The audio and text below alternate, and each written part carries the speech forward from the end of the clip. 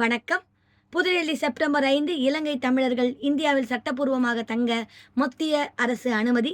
மத்திய தகவல் ஒலிபரப்பு மற்றும் நாடாளுமன்ற விவகாரங்கள் துறை இணை மந்திரி எல். முருகன் அவர்கள் தனது எக்ஸ் தலை பக்கத்தில் வெளியிட்டுள்ள பதிவில் கூறியிருப்பதாவது: இலங்கையில் நீண்ட காலமாக உள்நாட்டு போர் நீடித்து வந்ததால் உயிர் பிழைக்கவும் வாழ்வாதாரம் தேடியும் இலங்கை தமிழர்கள் ஆயிரக்கணக்கானோர் தமிழ்நாட்டில் அகதிகளாக தஞ்சமடைந்தனர்.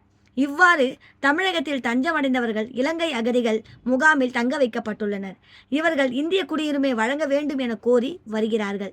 இதற்கு முதல்படியாக கடந்த 2015ஆம் ஆண்டு ஜனவரி 9ஆம் தேதிக்கு முன் உரிய ஆவணங்கள் இன்றி இந்தியாவுக்குள் வந்த அரசிடம் அகதிகளாக பதிவு செய்த இலங்கை தமிழர்கள் சட்டப்பூர்வமாக தங்குவதற்கு மத்திய உள்துறை அமைச்சர்கள் கருணையுடன் அனுமதி அளித்துள்ளது.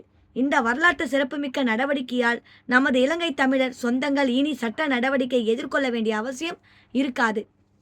இதற்காக பிரதமர் மோடிக்கும் மத்திய உள்துறை மந்திரி அமித்ஷா அவர்களுக்கும் தமிழக மக்களின் சார்பாக மனமார்ந்த நன்றியை தெரிவித்துக் கொள்கிறேன். இவ்வாறு அவர் கூறியுள்ளார். வணக்கம்.